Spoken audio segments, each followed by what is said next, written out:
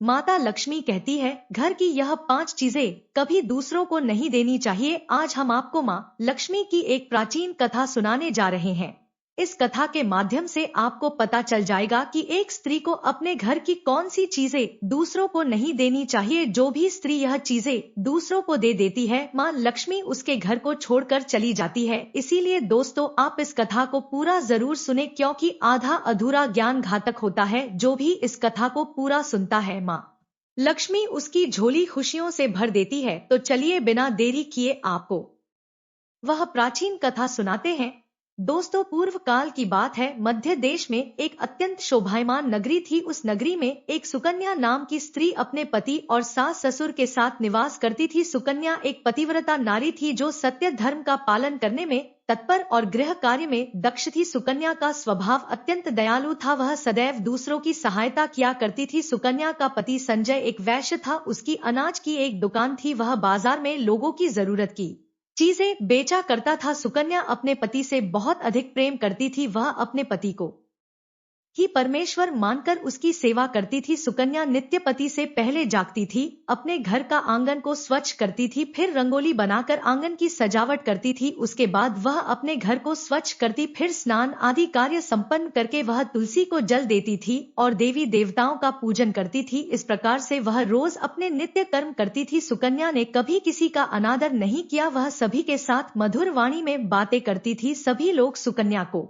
देखकर कहने लगे थे कि यह तो साक्षात लक्ष्मी के समान गुणों वाली स्त्री है। यह अपने परिवार का कितने अच्छे से ख्याल रखती है। इसके अलावा सुकन्या दान धर्म करते समय कभी अपने हाथ पीछे नहीं खींचती थी। उसके द्वार पर जो भी याचक आता वह उसे दान दिए बगैर नहीं भेजती थी। उसके द्वार से कोई खाली हाथ नहीं जाता था। जो भी भूखा उसके द्वार पर आता तो वह भरपेट भोजन करके ही लौटता था, जिससे उसके द्वार पर आए हुए सभी याचक अत्यंत प्रसन्न होकर उसे आशीर्वाद देकर लौट जाते थे। इतना ही नहीं, सुकन्या अपने पड़ोसियों की भी सहायता करती थी। उसके पड़ोस में जो भी गरीब और दुखी लोग रहते थे उन्हें भी वह नित्य भोजन दिया करती थी। पड़ोसियों को जो जो चीजें लगती सुकन्या बिना विचार किए ही दे दिया करती थी, जिस कारण से सुकन्या के पड़ोसी भी उसका बहुत अधिक सम्मान करते थे। वे कहते थे, अहो यह सुकन्या तो साक्षात देवी है। देवी साक्षात माँ अन्नपूर्णा ने ही सुकन्या के रूप में जन्म लिया है। लोग जब भी सुकन्या की प्रशंसा करते तो वे सभी उसके विषय में अच्छी बातें ही कहते, लेकिन लोगों की बातें सुनकर भी सुकन्या ने कभी घमंड नहीं किया। वह उन सभी को आदर और सम्मान से ही बातें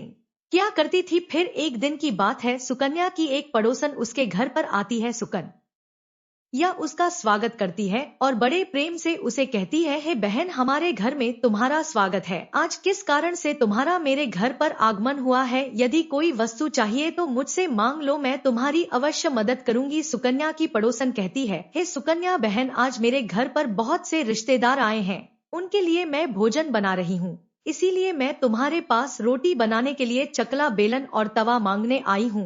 यदि तुम कुछ समय के लिए मुझे चकला बेलन और तवा दे दोगी तो बड़ी कृपा होगी। मैं काम हो जाने के बाद तुम्हें जल्दी ही लौटा दूंगी। सुकन्या कहती है, हे बहन, इसमें क्या बड़ी बात है? अभी मुझे चकला बेलन की आवश्यकता नहीं है, इसीलिए तुम मेरा चकला बेलन और तवा ले जा सकती हो। रुको, मैं अभी तुम्हें लाकर देती हूँ। फिर सुकन्या रसोई घर में जाती है और रसोई घर से चकला बेलन और तवा लाकर उस पड़ोसन को देती है। तब पड़ोसन कहती है, हे बहन, तुम्हारा बहुत बहुत धन्यवाद, आज तुमने मेरा काम सफल कर दिया। मैं अपने मेहमानों को भोजन कराकर तुम्हारा चकला बेलन जल्दी से लौटा देती हूँ। सुकन्या कहती है, हे बहन, चिंता की कोई बात नहीं है, जब तुम्हारा कार्य पूर्ण हो जाएगा तब तुम मुझे लौटा देना। फिर वह पड़ोसन सुकन्या का चकला बेलन और तवा लेकर चली जाती है। कुछ समय बाद अन्य एक स्त्री सुकन्या के घर पर आती है। सुकन्या उसका भी प्रेम से स्वागत करती है और पूछती है, पधारो बहन, आज तुम्हें मुझसे क्या काम है? संकोच ना करो और बताओ तुम्हें मुझसे क्या चाहिए, मैं तुम्हारी मदद जरूर करूंगी। तब वह स्त्री कहती है, हे बहन, मेरे घर में बहुत गंदगी हो गई है और मेरे घर को साफ करने के लिए मेरे पास कुछ भी नहीं है, इसीलिए मैं तुम्हारे पास झाड़ू मांगने के लिए आई हूँ। यदि तुम्हें कोई समस्या ना हो तो कृपा करके मुझे अपने घर की झाड़ू दे दो, मैं अपना घर साफ करके तुम्हें झाड़ू लौटा दूंगी। सुकन्या बिना विचार किए ही कहती है, हे बहन, बस झाड़ू ही तो है, इसमें क्या समस्या हो सकती है? तुम रुको, अभी मैं तुम्हें अपने घर की झाड़ू लाकर देती हूँ। इतना कहकर सुकन्या घर के अंदर जाती है और झाड़ू लेकर आती है और उस स्त्री को दे देती है। वह स्त्री सुकन्या के घर की झाड़ू लेकर चली जाती है। फिर कुछ देर बाद अन्य एक स्त्री सुकन्या के घर पर आती है। सुकन्या उसका भी बड़े प्रेम से स्वागत करती है। सुकन्या कहती है, पधारो बहन, क्या बात है, आज मेरे घर पर किस कारण से आना हुआ? तुम्हें जो कुछ भी चाहिए निसंकोच होकर कहो, मैं तुम्हारी सहायता करने का प्रयास अवश्य करूंगी। तब वह स्त्री कहती है, हे सुकन्या बहन, तुम बड़ी दयालु हो, मैंने तुम्हारे बारे में बहुत सुना है और तुम सभी की मदद करती रहती हो, इसीलिए मैं तुम्हारे पास एक छोटी सी मदद मांगने के लिए आई हूँ। सुकन्या कहती है, हे बहन, संकोच ना करो, तुम्हें जो कुछ भी चाहिए मांग लो, यदि मेरे बस में होगा तो मैं मना नहीं करूंगी, मैं तुम्हारी सहायता अवश्य करूंगी। तब वह स्त्री कहती है, हे सुकन्या बहन, आज मेरी बेटी को देखने के लिए लड़के वाले आ रहे हैं, इसीलिए मैं चिंता में हूँ।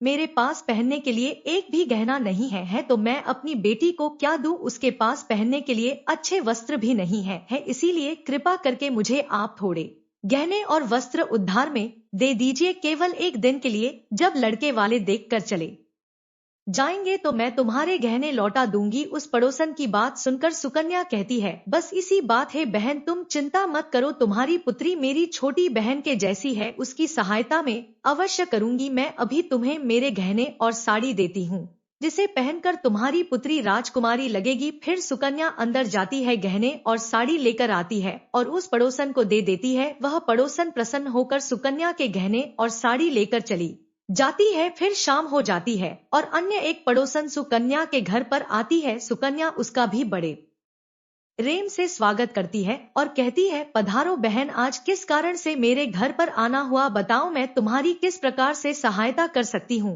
तुम्हें जो कुछ चाहिए निसंकोच होकर कहो, मैं तुम्हारी मदद जरूर करूंगी। वह पड़ोसन कहती है, हे सुकन्या बहन, तुम बड़ी दयालु हो और तुम सभी की मदद करती हो, इसीलिए मैं तुम्हारे पास आई हूँ।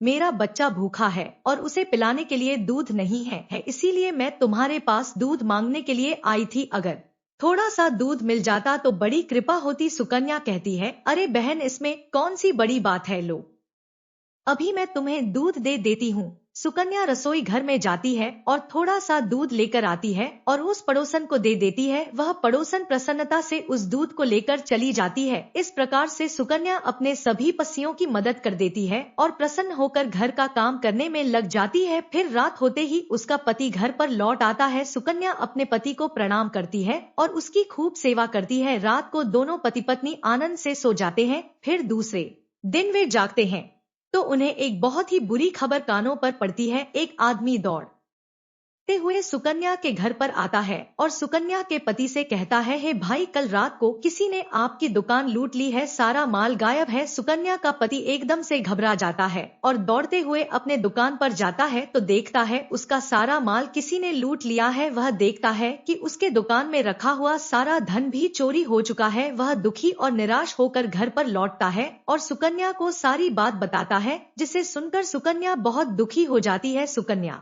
कहती है, आप चिंता ना कीजिए जी, हमारे घर में अभी बहुत सारा रखा हुआ है, जिससे आप फिर से व्यापार शुरू कर सकते हैं। फिर सुकन्या अपने घर की तिजोरी में देखती है तो वह भी पूरी तरह खाली दिखाई देती है। उसके अंदर का भी सारा माल अब चोरी हो चुका था। यह देखकर सुकन्या बहुत दुखी हो जाती है। उसे समझ में नहीं आता कि यह कैसे हुआ। सुकन्या का पति उस पर बहुत क्रोधित हो जाता है और पूछता है, सुकन्या, सच सच बताओ, हमारे घर के अंदर रखा हुआ सारा पैसा कहाँ गया? सुकन्या कहती है, हे मामी, मैं घर पर ही थी, सारा धन तिजोरी में ही था, किसने इसे चुरा लिया पता नहीं। कृपया आप शांत हो जाइए, हम कोई ना कोई उपाय जरूर ढूंढ लेंगे। सुकन्या का पति कहता है, यह जो तुम दूसरे लोगों को घर पर बुलाकर खिलाती हो, अनजान लोगों को घर में बुलाती हो, उसी का फल है। यह उन्हीं में से किसी ने हमारे घर का सारा पैसा चुरा लिया है। क्रोध में आकर सुकन्या का पति उसे भला बुरा कहता है। सुकन्या की सास भी उसे बहुत कोसती है और कहती है, तुम ही इन पड़ोसियों को घर की चीजें देती रहती हो, बिना सोचे किसी की भी मदद कर देती हो, उन्हीं में से किसी ने सारा पैसा चुरा लिया है। घर के सभी लोग सुकन्या को भला बुरा कहने लगते हैं। फिर सुकन्या अपने पति को दिलासा देते हुए कहती है, हे नाथ, मैंने मेरे कुछ गहने हमारी पड़ोसन को दिए हैं, मैं उसके पास से गहने लेकर वापस आती हूँ। फिर सुकन्या उस गरीब पड़ोसन के घर पर जाती है तो देखती है उसके घर पर कोई नहीं होता है। वह स्त्री भी घर छोड़कर सुकन्या के गहने लेकर भाग गई होती है। सुकन्या निराश होकर घर पर लौटती है और अपने पति को सारी बात बता देती है। सुकन्या की बात सुनकर उसका पति आग बबूला हो जाता है और सुकन्या को भला बुरा कहने लगता है। सुकन्या का पति कहता है, हे सुकन्या, तुम बड़ी मूर्ख हो, तुम्हारे ही कारण हमारा सारा धन वैभव चला गया है। तुम्हारे दान देने की आदत के कारण ही हमारे ऊपर यह मुसीबत आन पड़ी है। अब तू इस घर में नहीं रह सकती, तू अभी इसी क्षण इस घर को छोड़कर चली जा। सुकन्या कहती है, हे नाथ, आपके सिवा मेरा इस दुनिया में कोई नहीं है, मैं आपको छोड़कर कहाँ जाऊं। सुकन्या का पति कहता है, तू कहीं पर भी जा, लेकिन अब इस घर में तू नहीं रह सकती, तेरे ही कारण मेरा सब कुछ बर्बाद हो गया है। तू इस घर में रहेगी तो बचा कुचा सब नष्ट हो जाएगा। सुकन्या अपने पति को हाथ जोड़कर विनती करने लगती है, हे स्वामी, ऐसा ना कहिए, मैंने कोई अपराध नहीं किया है, आपके बगैर मैं जीवित नहीं रह सकती, मुझ दासी को आप घर से मत निकालिए। लेकिन सुकन्या का पति उसकी एक नहीं सुनता है और उसे अपने घर से धक्के मारकर निकाल देता है और कहता है, अब तू इस घर से चली जा और लौटकर मत आना, चाहे तो किसी नदी में कूदकर अपनी जान दे दे, लेकिन अब तू इस घर में मेरे साथ नहीं रह सकती। फिर सुकन्या दुखी होकर रोते हुए अपने पति के घर को छोड़कर चली जाती है। चलते चलते सुकन्या माता लक्ष्मी के मंदिर में जाती है और माँ लक्ष्मी से प्रार्थना करते हुए कहती है, हे माँ, मैंने ऐसा कौन सा पाप किया है जो मेरी ऐसी दशा हुई है। हे माँ लक्ष्मी, मैं तो नित्य आपकी पूजा करती थी, फिर भी आपने मेरा घर क्यों छोड़ा, कृपया मुझे बताओ माँ, मैंने ऐसा कौन सा अपराध किया जो आप मुझसे रूठ गई हो। फिर सुकन्या वहीं पर बैठकर सोचने लगती है, यदि मेरे पति मेरा स्वीकार नहीं करेंगे तो मैं जीवित रहकर क्या करूं, यदि मेरे ही कारण मेरे पति की दुर्दशा हुई है तो मुझे जीवित रहने का कोई अधिकार नहीं है। इतना सोचकर सुकन्या अपने प्राण देने के लिए नदी की तरफ जाने लगती है। नदी के पास जाकर सुकन्या माता लक्ष्मी से प्रार्थना करती है, हे माँ लक्ष्मी, अब मैं अपने प्राण देने जा रही हूँ, यदि मेरे द्वारा तुम्हारी पूजा में कोई कमी रह गई हो तो मुझे माफ करो, मैं अपने पति के बगैर जीवित नहीं रह सकती, इसीलिए अब मैं इस नदी में कूदकर अपने प्राण दे दूंगी। इतना कहकर सुकन्या नदी में कूदने ही वाली होती है कि साक्षात माँ लक्ष्मी उस स्थान पर प्रकट हो जाती है। माँ लक्ष्मी सुकन्या से कहती है, रुक जाओ सुकन्या, रुक जाओ पुत्री,